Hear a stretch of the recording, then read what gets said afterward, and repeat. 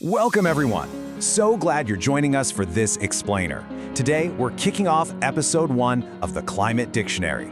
We're going to break down some foundational concepts into really clear, bite-sized pieces. So grab your notebook, get comfortable, and let's jump right in. Topic, shall we? And here it is, weather versus climate. That's our main focus today. People swap these words interchangeably all the time in everyday conversation, but in science, mixing them up is kind of like confusing a single tree with an entire forest. So let's start with the first term. Weather is, very simply, the sky right now.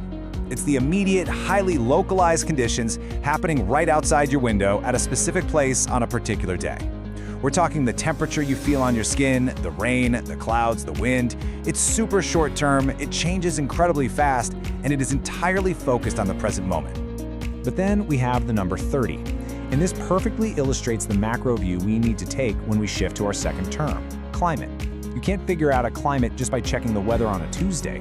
Instead, climate requires looking at the regional average of all those daily weather conditions over a minimum of 30 years. 30 years, it's a massive data set spanning decades. Now, here's the best way to think about it. It translates perfectly into something we all experience, human psychology. Weather is like your mood on any given day. You know, maybe you wake up super grumpy, or you're absolutely ecstatic because you found a $5 bill in your pocket. Those are temporary moods. Climate, on the other hand, is your personality. It's the stable, long-term average of who you are over years of your life. And the absolutely crucial point is right here. One cold day doesn't change who you are. If your baseline, your personality, your climate is deeply optimistic, waking up cranky one random morning doesn't suddenly rewrite your identity. The Earth works exactly the same way. A temporary atmospheric mood, like one single freezing afternoon, doesn't rewrite the permanent long-term personality of the atmosphere. You have to look at the trend, not just an isolated incident.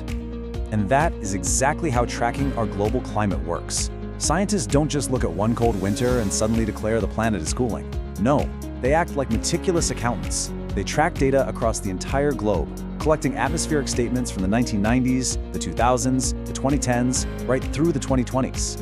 And when you zoom out and look at decades of data across the whole world, the trend is undeniable.